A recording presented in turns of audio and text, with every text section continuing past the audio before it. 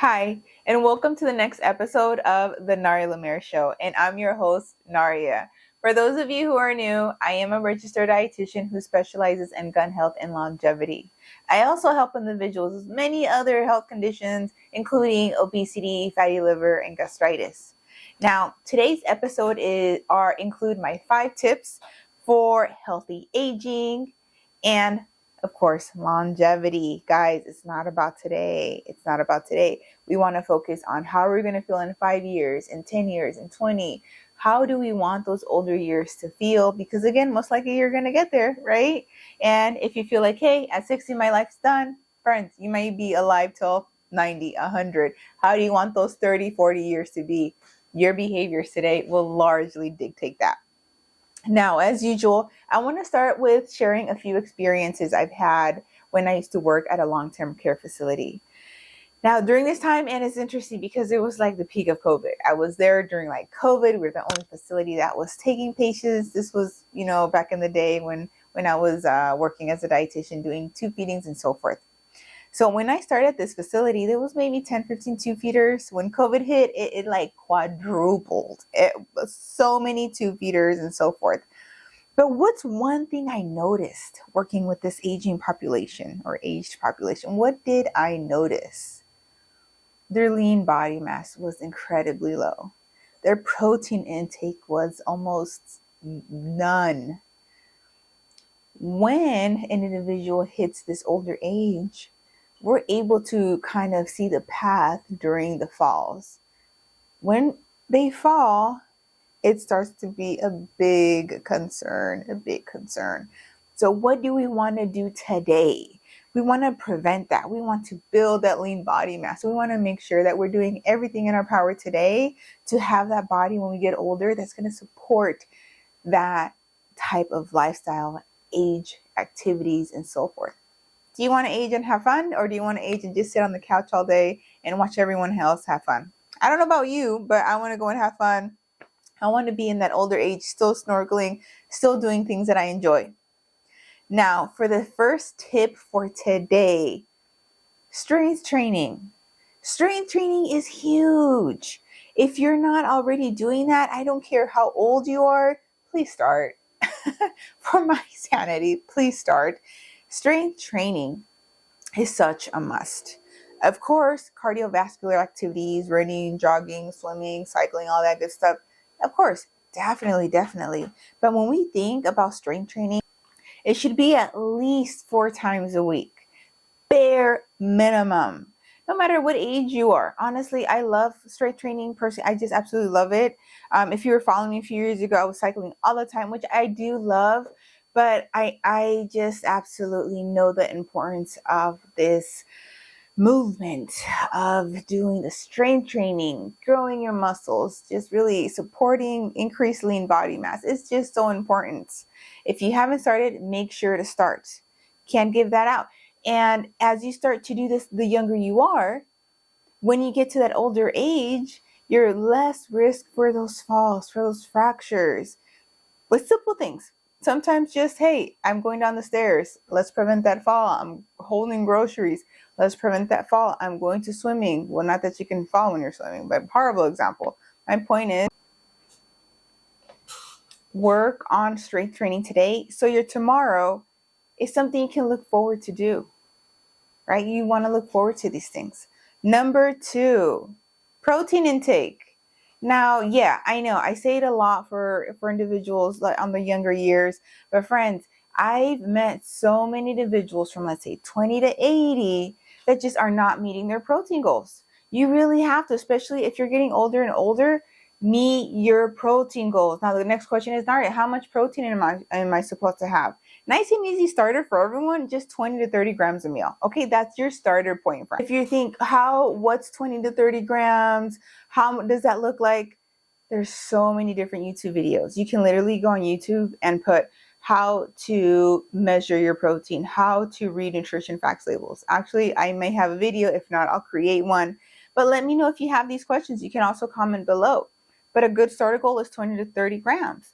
These proteins, I highly encourage you, no matter where you are in life, to come from low-fat proteins. Think about animal proteins. plant proteins, just make sure you're making that, having that complete protein. If you're vegan, then of course, I'm sure at this point you should know about how to create a complete protein throughout the day, right? But make sure you're being mindful. What kind of meal am I having? I've spoken to so many individuals over and over and over, and I ask them, are you having protein with each meal?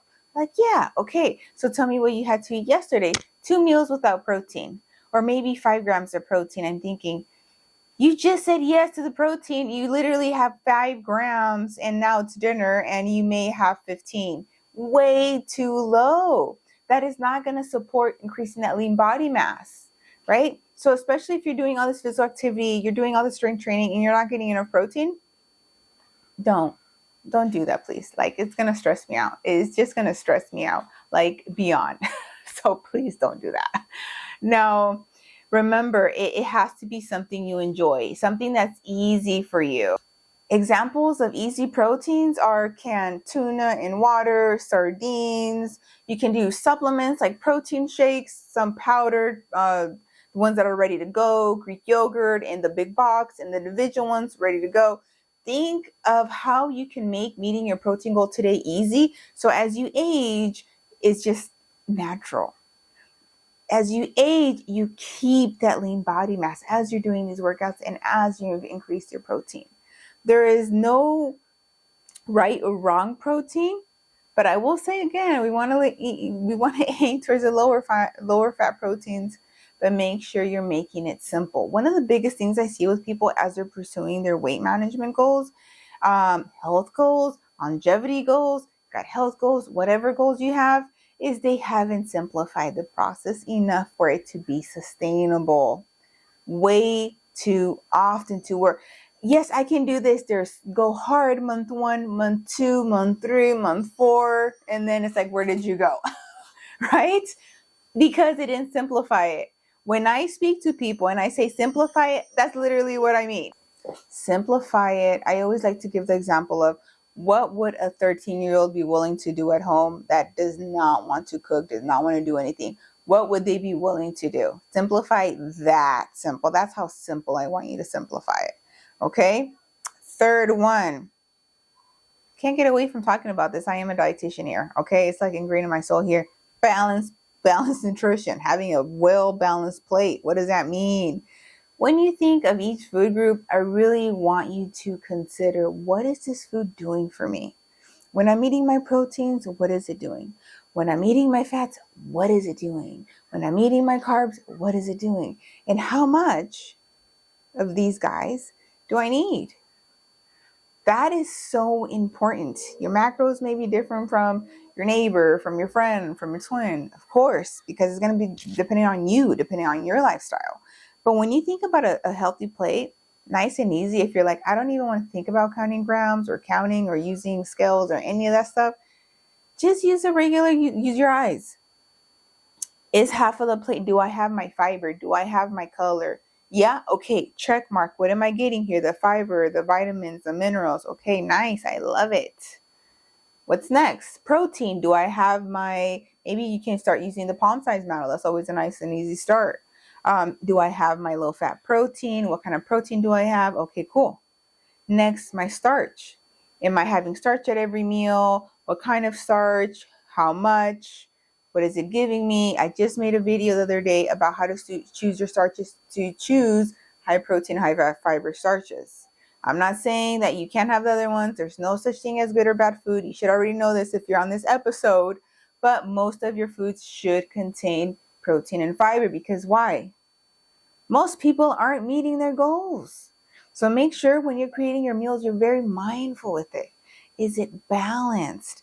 What is it supporting? What is it supporting in my body for today and for tomorrow, for when I'm 40, for when I'm 50, for when I'm 60, and so forth?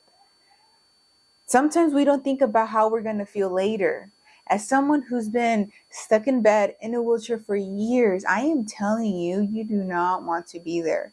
It is not fun just watching people outside your window have a ball, have fun, laugh while you're just sitting there staring at them because you can't walk. It's not fun. I hope you've never been through that, but if you haven't, prevent it. Investing in your health today is something that could really pay off. It could really pay off when in the future, when you get to that time in the future, right? Fourth one, I'm not sure why people or individuals, when they go into having this health like marathon, they don't want a day off. You need your body needs to recover. You need to allow your body to rest, to recover, to de-stress. I'm not saying just sit and lard all day and Netflix and chill. No, it's very hard for me to Netflix and chill. It would be very hard for me to do that. What I'm saying is, if you're normally strength training or sprinting or swimming, on that rest day, walk, do some yoga, do something light that will just do some stretching, do something that's lighter on the body for it to recover, right? Part of recovery is sleep. How are your sleeping habits? Your sleeping habits don't only affect you today, they affect you tomorrow, 10 years from now, 20 years from now. There's so much that happens to the human body if you're not having good quality sleep. So much things that you really want to, again, prevent if you can today. Hormone irregulation, talk about feeling hungry when you normally don't, feeling full. There's kind of like different portions here of what happens when someone doesn't in regards to these hormones, but usually people's appetite is kind of weird throughout the day, and that usually leads to weight gain. It leads to feeling grumpy, moody throughout the day, right? And that's something that we really want to limit as much as possible. Get your quality sleep in. Manage your stress, which we'll talk about in a second, and we've talked about in other episodes, but take those days to recover. Take those days to recover now, so that way you can do better tomorrow for healthy aging. And don't forget to subscribe.